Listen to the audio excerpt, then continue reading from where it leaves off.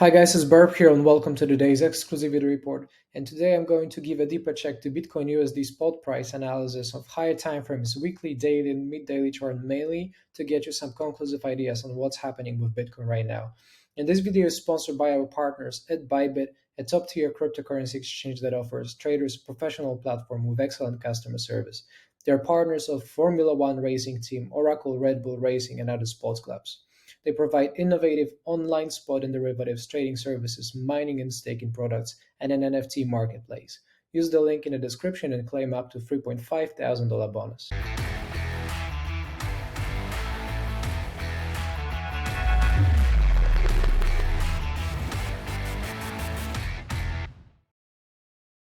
So, kicking it off, I think we still need to acknowledge for this slow momentum and low kind of like slowly trending moving environment. Because ever since we entered 2021 basically and marked the lows of 20 at 27 $28,000 area, we had seen of course a pump up until April 2021, okay, $65,000 highs, then followed by the lows made at around 28,800s, then followed by another pump into higher high of $69,000, followed by a higher low established, okay, at $33,000 support. And ever since we approached it kind of like with another attempt to break through the mid-range level, through the mid-range region of the entire range-bound territory, right? I mean, again, this is arguable to what extent this is actually just a range bound movement. We are talking basically about a slowly trending environment that keeps, making higher highs and higher lows. So technically, you can classify that as an upwards trend, right? Because this is definitely what a directional price movement is, right? The sequence of higher highs and higher lows is an upwards trend, and regardless if it makes barely new highs or barely new lows, which are higher in sequence, or it is very aggressive and sharp, right? And almost vertical. Of course, the slope just tells you about an overall, I should say, momentum, right? That the steeper the slope gets, the better, the higher, the stronger the momentum, the money that moves the markets. So here, basically, we're looking at barely, literally making any movements, right? Outside this trapped territory between 30 28 800 and 65 $69,000. Let's for the ease of analysis, approximated to around 30,000 lows and $70,000 highs, right?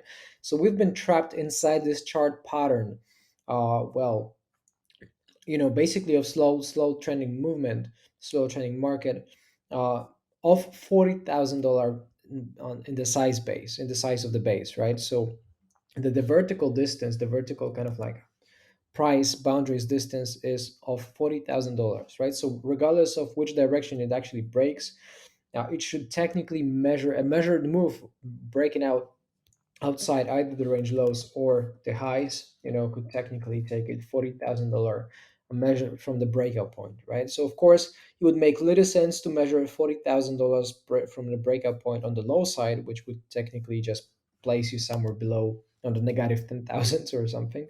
So it would only make sense to apply this rule, this measured rule movement on the breakout point should this upwards breakout happen, right? So if this upwards breakout happen at the breakout point, you can add $40,000 on top of it. So this would technically kind of like place you somewhere in the low 100,000s or high 90,000s area, right? So this is a theoretical breakout, kind of like direction on the level target, if you will. But yeah, regardless of that, it's I'm not 100% convinced, of kind of like this being called a chart pattern of continue of sideways. Sorry, I wanted to say, right? It's not typical of sideways move because typically sideways range bound movement kind of like oscillates between well-defined well-defined range bounds between the highs and lows, right? You don't really get these equal kind of like measures until you kind of like measure it, on the line chart. So here in the line chart, you can clearly tell there is more less noise and more kind of like substance to it, right? And the substance basically tells you how flat the market has been. If you turn on all the major moving averages, you're going to also notice how basically flat the market has been for the entire year and a half almost, right? Because we are already heading into mid April, so it's quite a long time.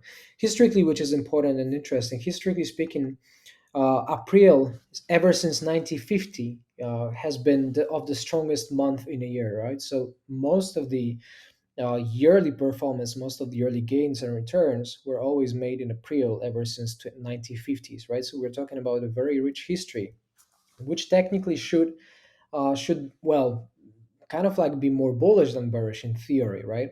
Of course, these are averaged returns. I think in an average return on the equities side, it returned 2-3% on the positive side, if I'm not mistaken, right? Uh, which was still relatively a good performance, accounting many months were actually negative. So in theory, again, we have this bullish concept, this bullish background, for equities, and because I keep referring to equities mainly because of Bitcoin's strong correlation to equities. And Bitcoin's correlation, if you had a look in my Bitcoin report in the written form that I put on a 7-week basis, Bitcoin had 0.89 correlation coefficient, which basically tells you that the market, that Bitcoin is strongly attached and correlated in terms of directions with equities. So whatever equities do, Bitcoin tends to follow it, right? It's not definitely any sort of like a hedge against equities. It's definitely not any sort of like decoupled. It's just following the very same directions because of the strong positive correlation coefficient, right?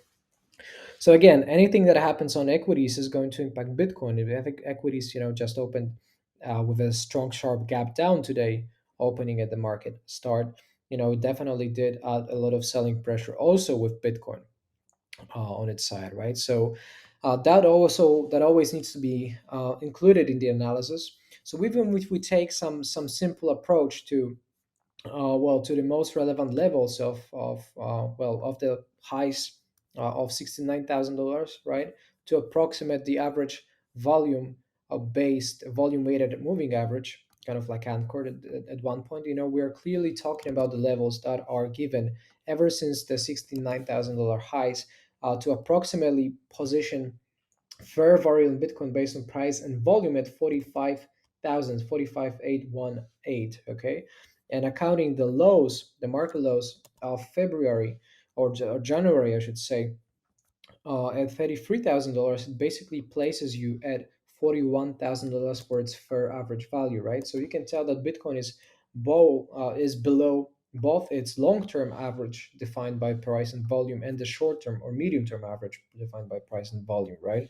So this is something that also needs to be accounted, and this also tells you how far important and relevant this level is of $41,000. It is a very important level that is defined by price and volume. Okay, so any sort of like analysis should always include the reasoning of these, right? And then, of course, if we take a look at a simple trend line analysis, well, then what is going to pop up is basically, if we take it through the major breakouts, or even if we want to exclude some noise out of it, then we can come up with the conclusions in terms of the in terms of the trend lines, right? So here we are talking about the trend line, which is basically kind of like giving you somewhat of a clear reading in terms of bullishness or bearishness, right? uh, Bitcoin for the past 2-3 months, has been moving in this sort of like a range bound movement territory as well, kind of like a consolidation. It's not necessarily a clean range bound because range bound, just like I said, it oscillates. It oscillates clearly between well-defined supports and resistances rather than kind of like outside it. That's different sort of a pattern, but regardless of what we name the pattern to be, we are talking about a slowly trending movement, slowly trending environment for Bitcoin for the past couple of months. And despite this lazy kind of like a breakout, it's not necessarily the strongest breakout. Usually when you want to see a strong reversal, right, is you see a downtrend line which is broken out and followed by a strong sharp recovery, which has not been seen for Bitcoin just yet, right? We are only talking about somewhat of a kind of like a squiggle, indecisive movement snake that kind of like tends to oscillate in some sort of like a sine curve mode. with little to no follow through to the upside. You could tell there was an attempt to break above the main resistance at 35, 30, 45, $46,000, but it was failed. As in the breakout happened, but it didn't really hold through. It didn't really hold the price back from falling below, right? And this followed this actual happening, this actual occurrence for Bitcoin to smash through the previously established, polarity change support, next resistance that versus polarity change flipped into support, which failed to be and act as a support. This kind of like tells you about this overall weakness and underlying weakness of Bitcoin, potentially leading into lower levels, of $40,000 or even somewhere in the high $30,000 region.